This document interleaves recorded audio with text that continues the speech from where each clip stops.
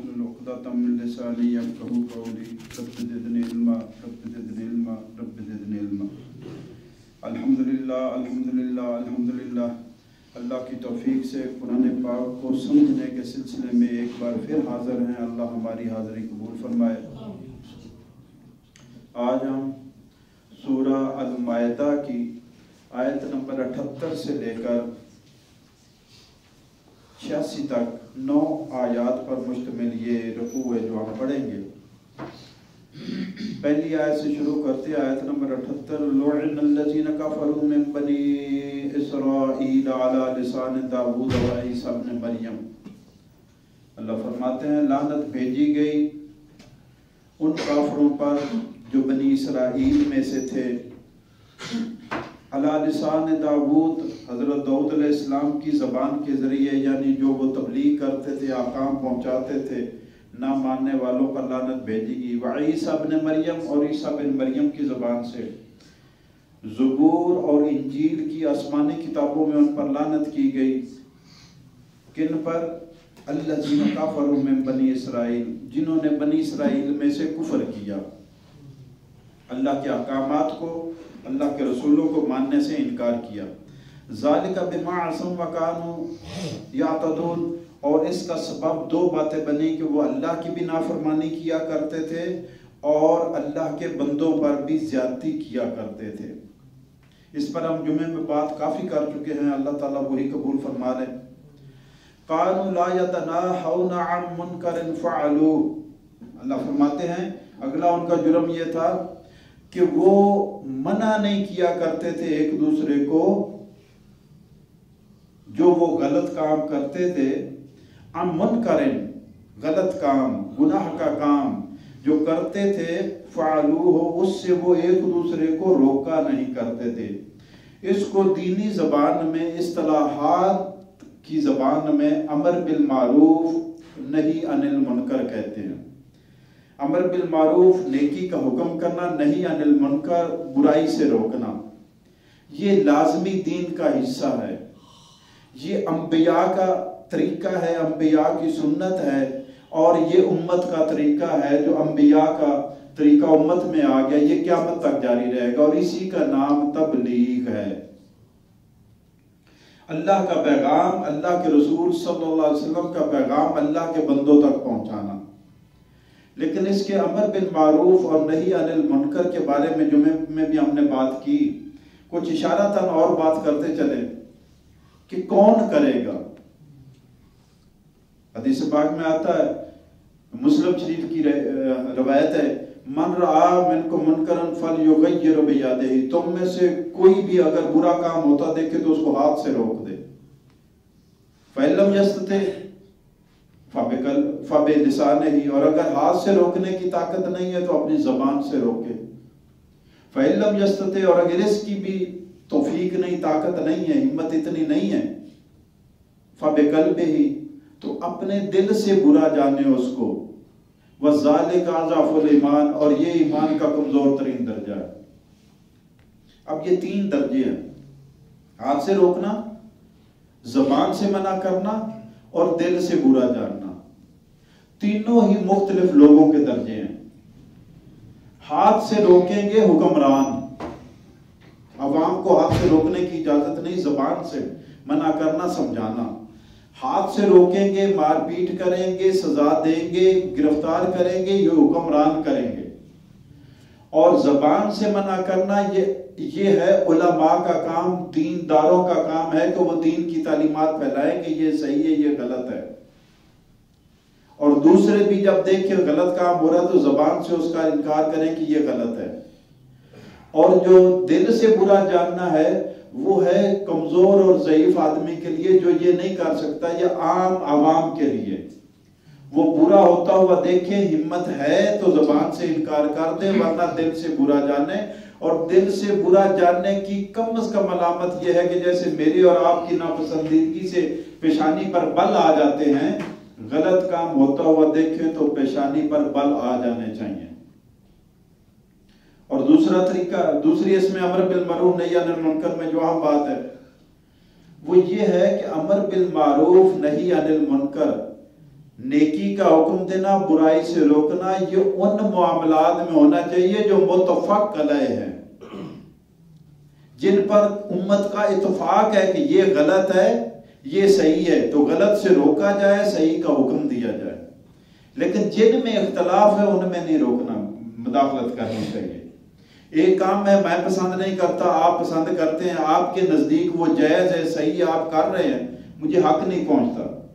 ایک کام ہے میرے نزدیک صحیح ہے، اچھا ہے، میں کر رہا ہوں، آپ کے نزدیک صحیح نہیں، آپ کو حق نہیں پہنچتا، کیونکہ یہ اختلاف امت ہے، میں بھی دلیل کی بنیاد پر کر رہا ہوں، آپ بھی دلیل کی بنیاد پر۔ تو علماء فرماتے ہیں، مفسرین فرماتے ہیں کہ جن کاموں میں اتفاق ہے ان میں منع کرنا چاہیے، جن میں اختلاف ہے، اتفاق نہیں ہے، ان میں نہیں روکنا چاہیے۔ ان میں علماء کا کام ہے دلیل سے بات کرے، باقی لوگوں کا کام نہیں ہے۔ اور تیسری اہم بات کہ یہ جو امر بالمعروف نہی عن المنکر ہے، یہ صرف اللہ کے لیے ہونا چاہیے، اس کے علاوہ کوئی غرض و غایت، کوئی خود نمائی، خود ستائی، مشہوری، کوئی ووٹ لوٹ لالچ، کوئی کسی عہدہ مرتبہ، کوئی کسی قسم کا نہیں ہونا چاہیے۔ یہ صرف اللہ کی رضا کے لیے کرنا چاہیے۔ اور چوتھی اور آخری اہم بات، علماء فرماتے ہیں کہ میٹھی زبان، نرم لہجے، اچھے الفاظ سے اس کو کرنا چاہیے، تاکہ اگلے کو محسوس ہو کہ یہ بندہ میری خیر خواہی کر رہا ہے۔ اور اسی بات کو عموماً میں تو کہتا ہوتا ہوں کہ دو شرطیں ضروری، جب بھی آپ نے بات کرنی کسی سے، چاہے دینی کرنی دنیاوی کرنی ہے، دو باتیں ضروری ہیں۔ ایک تو دلیل کے ساتھ بات کرو، دوسرا تمیز سے بات کرو۔ جب دلیل ہوگی، تمیز ہوگی، تو آپ چاہے دنیاوی بات کریں یا دینی بات کریں، ہر بندہ توجہ سے اس کو سنے گا۔ تو فرمایا ان کا جو جرم تھا، کانوا لا یتناہون عن منکر فعلوہ، جو برا کام قوم والے کیا کرتے تھے وہ ایک دوسرے کو اس سے منع نہیں کرتے تھے۔ لبئس ما کانوا یفعلون، بہت ہی برا ہے جو وہ کیا کرتے تھے، یعنی ایک دوسرے کو گناہ سے منع نہ کرنا۔ کچھ تو گناہ کرتے تھے، جو نہیں کرتے تھے ان کی ذمہ داری تھی ان کو روکیں۔ تو فرمایا یہ کرنے والے اور نہ منع کرنے والے دونوں ایک زمرے میں آ گئے۔ جیسا کہ جمعے میں نے وہ بستی جو سمندر کے کنارے آباد تھی اس کا واقعہ سنایا آپ کو، کہ جو مچھلیاں پکڑا کرتے تھے ان پر عذاب آیا، اور جو منع کرتے تھے وہ بچ گئے، اور جو غیر جانبدار تھے وہ بھی رگڑے گئے بیچ میں۔ تو فرمایا اب یہ جو گناہ کرنے والے ہیں اور ان کو منع نہ کرنے والے، یہ بھی ایک ہی گروہ میں ہیں۔ لبئس ما کانوا یفعلون، بہت ہی برا کام ہے جو وہ کیا کرتے تھے۔ گناہ کرنے والے برا کرتے تھے اور منع نہ کرنے والے بھی برا کیا کرتے تھے۔ ترا کثیرا منہم، تم دیکھو گے کہ ان کی اکثریت ان لوگوں کی، یتولون الذین کفروا، یہ دوستیاں بڑھاتے ہیں کافروں سے۔ ان لوگوں کو آپ دیکھو گے کہ ان کی اکثریت جو ہے وہ پسند کرتی کہ دوستی ان کی کافروں سے ہو۔ لبئس ما قدمت لهم انفسهم، بہت ہی بری چیز ہے جو ان کے نفسوں نے آگے بھیجی، یعنی کفار سے دوستیاں، اللہ کے دشمنوں سے دوستیاں، بہت ہی بری چیز ہے جو ان کے نفسوں نے آگے جمع کرائی ہے۔ یاد رہے کہ آگے جب ہم جائیں گے موت کے بعد، جو آگے کا جس کو ہم آگے کہتے ہیں، یہ ادھر جان نکلے گی، روح نکلے گی، ادھر آگے والا عمل شروع ہو جائے گا، آگے والا زمانہ شروع ہو جائے گا، آگے والا دور شروع ہو جائے گا، آگے والی عمر شروع ہو جائے گی، آگے والی زندگی شروع ہو جائے گی۔ تو جو آگے والی زندگی ہے اس میں کیا کیا ہمیں پیش آئے گا، وہ یہی ہے جو ہم کر رہے ہیں، اس کا نتیجہ پیش آئے گا قدم قدم پر۔ موت کا جو عمل ہے جان نکلنے کا، روح قبض کرنے کا، اسی سے ہی شروع ہو جاتا ہے پروسیس، عمل سارا۔ وہ بندے کے اعمال کے حساب سے جان بھی نکلتی ہے۔ یا تو فرشتے جنت میں سے جاتے ہیں اور جنت کا لباس اور خوشبوئیں لے کر آتے ہیں، یا فرشتے جہنم میں جاتے ہیں، جہنم کے کوڑے آگ کے اور جہنم کا لباس لے کر آتے ہیں۔ تو یہ جان نکلنے کے وقت، موت کے وقت سے ہی آگے والی زندگی کا حساب اور معاملات شروع ہو جاتے ہیں، اور یہ سارا عکس ہوتا ہے اس دنیاوی زندگی کا۔ بندے نے اس دنیاوی زندگی میں کیا کیا ہے وہی اس کے ساتھ معاملہ موت سے ہی شروع ہو جاتا ہے۔ تو فرمایا لبئس ما قدمت لهم انفسهم، بہت ہی بری چیز ہے جو بھیجی آگے ان کے نفسوں نے کہ یہ کفار سے دوستیاں کرتے ہیں. ان سخط اللہ علیہم، اور اس وجہ سے اللہ ان پر ناراض ہوتا ہے، ناراض ہوا، اللہ نے غضب کیا، غصہ آیا اللہ کو ان پر. وفی العذاب ہم خالدون، اور یہ عذاب میں ہمیشہ ہمیشہ رہیں گے. وَلَوْ كَانُوا يُؤْمِنُونَ بِاللَّهِ وَالنَّبِيِّ وَمَا أُنزِلَ إِلَيْهِ. اب ایک دلیل ہے کہ یہ جو کفار سے ان کی دوستیاں ہیں یہ کیوں ہیں. اللہ فرماتا ہے اگر یہ اللہ پر ایمان ان کا ہوتا، اگر ان کا نبی پر ایمان ہوتا، اور اگر اس چیز پر ان کا ایمان ہوتا جو اللہ نے نبی کی طرف نازل کی ہے، اگر ان تینوں پر، اللہ پر، نبی پر اور قرآن پر ان کا ایمان ہوتا تو ان کی دوستیاں پھر کافروں سے ہونی تھی. یہ کافروں سے دوستی دلیل ہے کہ ان کا ان پر ایمان ہی نہیں اللہ، رسول اور قرآن پر. تو اللہ کہتے ہیں، اس کو بیان کر رہے اسی بات کو، وَلَوْ كَانُوا يُؤْمِنُونَ بِاللَّهِ، اگر یہ ایمان رکھتے ہوتے اللہ پر، والنبی، اور نبی صلی اللہ علیہ وسلم پر، وَمَا أُنزِلَ إِلَيْهِ، اور جو کچھ نبی کی طرف نازل کیا گیا ہے یعنی قرآن، اس پر اگر ان تینوں پر ان کا ایمان ہوتا، مَتَّخَذُوهُمْ أَوْلِيَاءَ، تو پھر یہ کافروں کو دوست نہ بناتے. اگر اللہ، رسول اور قرآن پر ایمان ہوتا تو کافروں کو دوست نہ بناتے، پھر اللہ، رسول اور ایمان والے ہی اور قرآن پر ایمان والے ہی ان کے دوست ہوتے.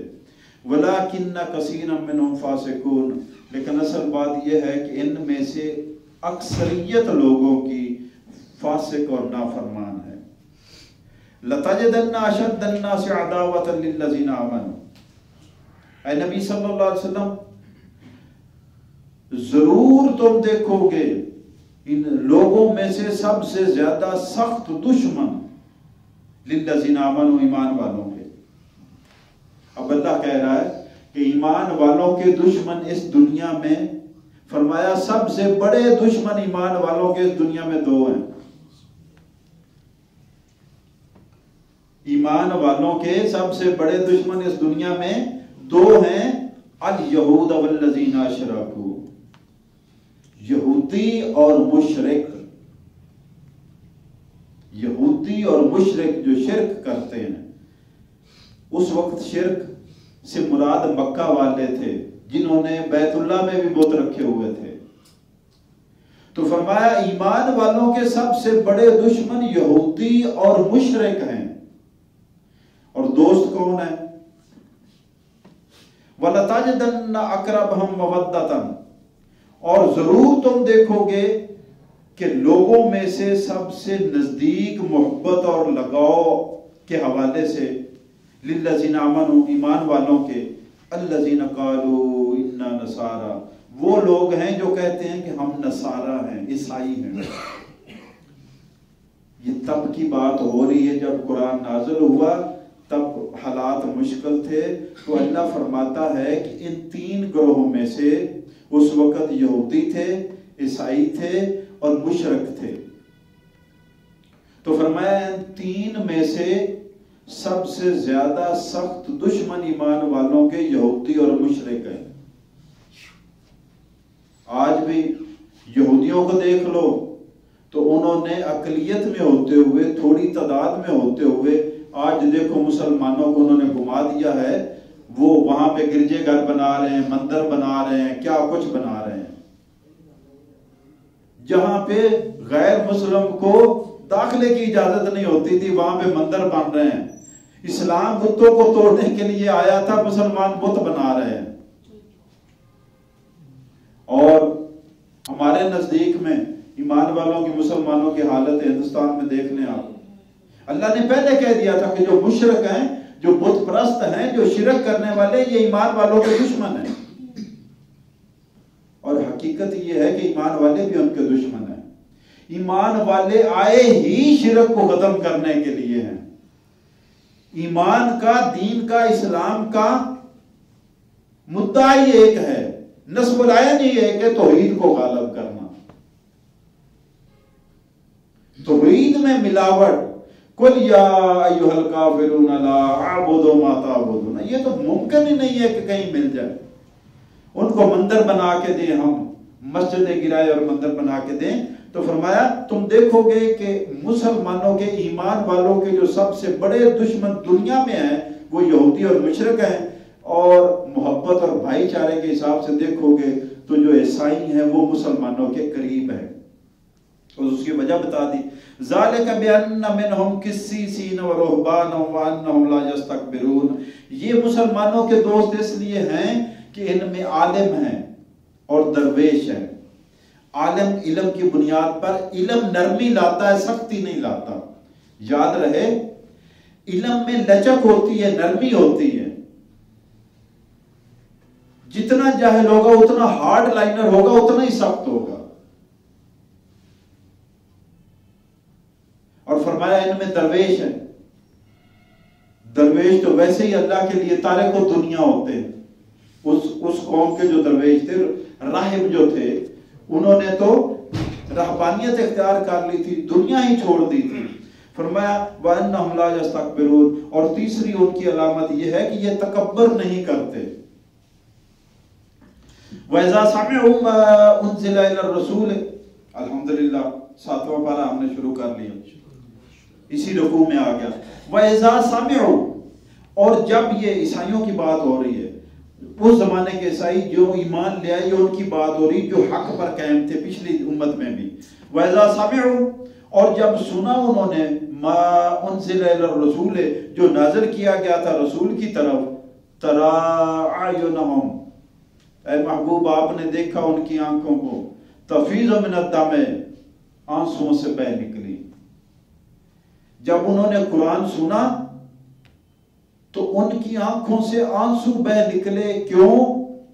مما عرفوا من الحق، اس لیے کہ انہوں نے حق کو پہچان لیا کہ یہ بالکل صحیح ہے۔ تورات میں موسیٰ علیہ السلام اور انجیل میں عیسیٰ علیہ السلام محمد رسول اللہ صلی اللہ علیہ وسلم کی خوشخبریاں دیتے گئے تھے، نام لے کر بتایا تھا، نشانیاں بتائی تھی، پہچان بتائی تھی، علاقہ بتایا تھا۔ یہاں تک اگر آپ حضرت سلمان فارسی رضی اللہ تعالیٰ عنہ کی داستان پڑھے تو آپ کو پتہ چل جائے گا کہ کدھر کدھر نشانیاں کس کس علاقے میں موجود تھی۔ اور اسی لیے قرآن میں اللہ نے فرمایا یعرفونہ کما یعرفون ابناءہم، اس نبی کو ایسے پہچانتے جیسے اپنے بچوں کو پہچانتے۔ اب جن میں تو صحیح دین تھا، انہوں نے تو جو ہی پہچانا ایمان قبول کر لیا، چاہے وہ یہودیوں میں سے تھے چاہے عیسائیوں میں سے تھے۔ اور جنہوں نے اپنے اوپر ایک پردہ ڈالا ہوا تھا دین کا اور دنیا دار تھے، صاحب انہوں نے اپنی دنیا قربان نہیں کی۔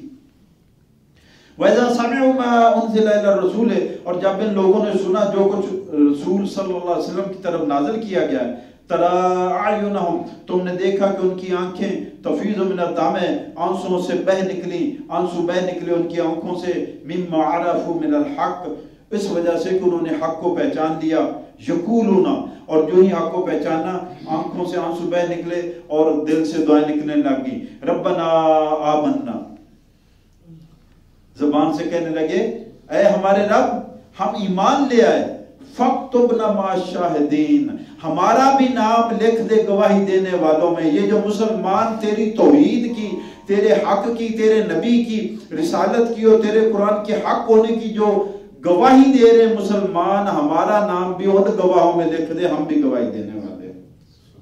فاکتبنا مع الشاہدین، ہمارا نام بھی گواہوں میں لکھ دے۔ وما لنا لا نؤمن باللہ، اور ساتھ ہی وہ یہ کہنے لگ گئے کہ ہم کیوں نہ ایمان لائیں اللہ پر بھائی، جب بندہ حق پہچان لے اور اس میں حق قبول کرنے کی طاقت، جرأت اور صلاحیت بھی ہو۔ وما لنا، کہتے ہمیں کیا ہو گیا ہے، کیوں نہ ہو ہمیں، لا نؤمن باللہ، کہ ہم اللہ پر ایمان نہ لائیں، وما جاءنا من الحق، حالانکہ ہمارے پاس حق آ گیا ہے۔ جب حق آ گیا، حق کے ہوتے ہوئے اس کو پہچان کر بھی ہم ایمان نہ لائیں تو کیوں نہ لائیں؟ وَنَطْمَعُ أَن يُدْخِلَنَا رَبُّنَا، اور ہم تو یہ امید رکھتے ہیں کہ ہمارا رب ہمیں داخل کرے گا، کہاں؟ مع القوم الصالحین، صالح اور نیک لوگوں کی جماعت کے ساتھ، ان کے ساتھ ہمارا رب۔ یہ حق والوں کی دعا ہے۔ آگے ہم جائیں گے نا سورہ یوسف میں، خود یوسف علیہ السلام کی دعا ہے، فاطر السماوات والارض، انت ولی فی الدنیا والآخرہ توفنی مسلما والحقنی بالصالحین. یوسف علیہ السلام دعا کر رہے ہیں فاطر السماوات والارض، اے زمین آسمان کو پیدا کرنے والے، انت ولی فی الدنیا والآخرہ، میرا ولی، میرا کارساز، میرا حمایتی، میرا دوست، میرے کام بنانے والا تو دنیا میں بھی تو ہے اور آخرت میں بھی تو ہے. توفنا مسلم، دیکھو مجھے مرتے دم تک اپنا فرما بردار رکھنا، والحقنی بالصالحین، اور پھر مرنے کے بعد مجھے نیک لوگوں میں شامل کر لینا. یہ تو نبیوں کی دعا ہے. ہماری دعائیں کیسی ہیں؟ یہ قرآن میں سب سے افضل ترین دعائیں قرآن میں ہیں، اور اس کے بعد معصورہ دعائیں جو نبی صلی اللہ علیہ وسلم نے مانگی وہ دعائیں ہیں، یاد کرنی چاہیے. ربنا ان یدخلنا ربنا مع القوم الصالحین، یہ دعا کر رہے تھے کہ ہمارا رب داخل فرمائے ہمیں ان لوگوں کے ساتھ جو نیک ہیں صالح ہیں.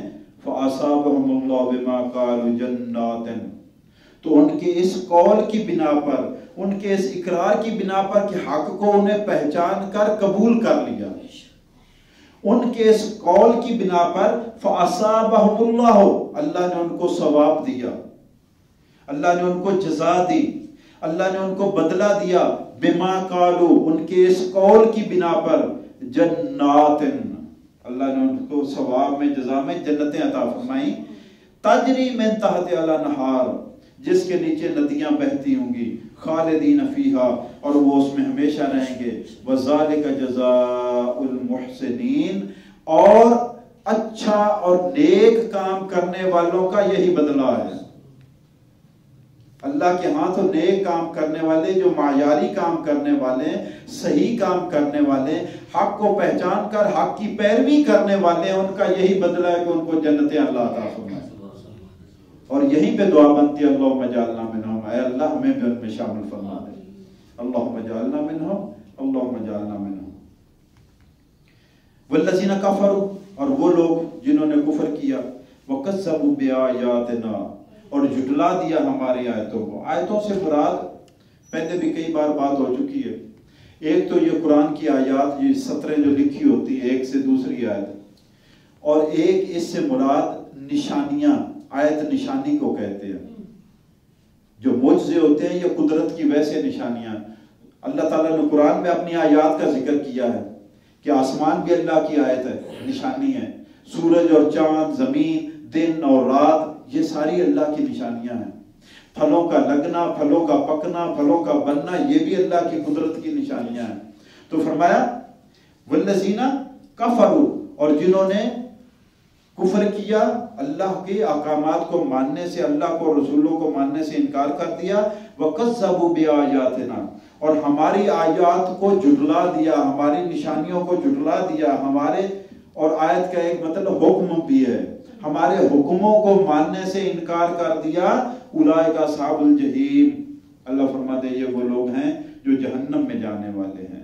اللہم اجرنا من النار، اللہم اجرنا من النار، اللہم اجرنا من النار.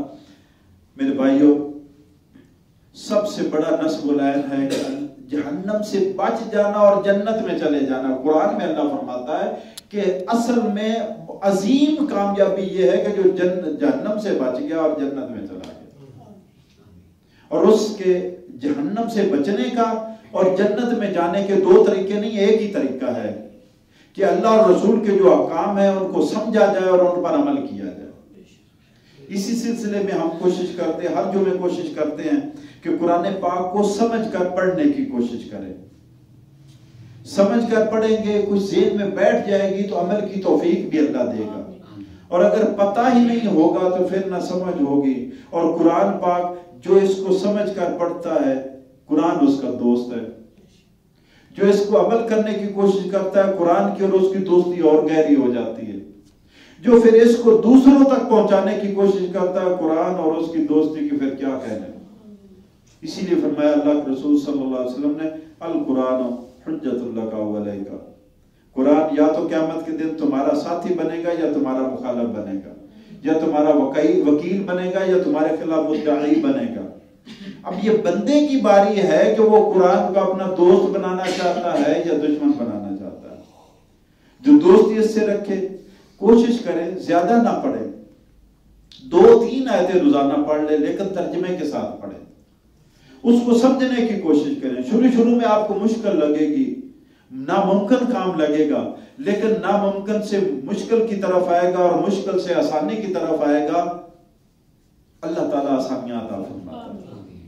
اللہ فرماتے ہیں کہ جو فَسَنُيَسِّرُهُ لِلْيُسْرَىٰ، جو حق کا کام کرے، تقوی اختیار کرے، نیکی کی تصدیق کرے اور اپنا مال اللہ کے لیے خرچ کرے، 30ویں پارے میں فرمایا فَسَنُيَسِّرُهُ لِلْيُسْرَىٰ، ہم اس کے لیے آسان کام کو آسان کر دیں گے۔ یعنی نماز، زکوٰۃ، حج، روزہ یہ آسان کام ہے، جو بھی کرتا ہوا دیکھے گا آپ کو شاباش دے گا، آپ کی تعریف کرے گا۔ کوئی شراب پیتا ہوا، نشہ کرتا ہوا آپ کو دیکھے تو آپ کے خلاف بات کرے گا، آپ پر تنقید کرے گا، آپ کو لعنت ملامت کرے گا۔ یہ ایسا کام ہے کہ نیکی کر کے بندے کا دل کرتا ہے لوگوں کو پتا چلے میں نے یہ کیا ہے، اور گناہ کر کے بندہ چھپاتا پھرتا ہے کہ کسی کو پتا نہ چل جائے۔ تو یہ آسان ہوتے ہوئے بھی اس پر گناہ مشکل ہے۔ گناہ میں مال کا خرچہ ہے، جان کا خرچہ ہے، صحت کا خرچہ ہے، عزت کا خرچہ ہے، وقار کا خرچہ ہے، پلے کاکھ نہیں رہتا، لیکن اس کے باوجود بندے رزق لے کر گناہ کرتے ہیں۔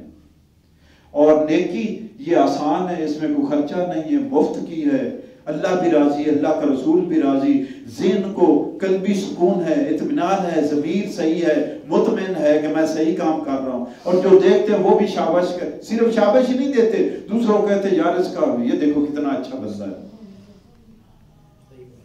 لیکن اس کے باوجود نیکی کی طرف کم آتے ہیں، گناہ کی طرف زیادہ جاتے ہیں۔ اس لیے کہ قرآن میں اللہ نے فرمایا کہ گناہوں کو شیطان نے مزین کر دیا، سجا دیا لوگوں کی نظریں میں۔ اس لیے اپنی بیویاں گھر میں بیٹھی ہوئی اور تاڑے بازاروں میں پھر رہے ہیں، دوسروں کی بیٹیوں کو اور بیویوں کو نظریں تاڑ کر دیکھ رہے ہیں۔ تو اللہ تعالی ہم سب کو ہدایت نصیب فرمائے۔ الحمدللہ آج ہم نے سورہ مائدہ کی آیت نمبر 78 سے لے کر 86 تک 9 آیات پر مشتمل یہ رکوع تھا۔ اسی میں آج چھٹا پارہ بھی الحمدللہ ہم نے مکمل کر لیا اور 7واں پارہ بھی شروع کر لیا۔ اللہ تعالی ہماری یہ کوشش قبول فرمائے، آمین یا رب العالمین۔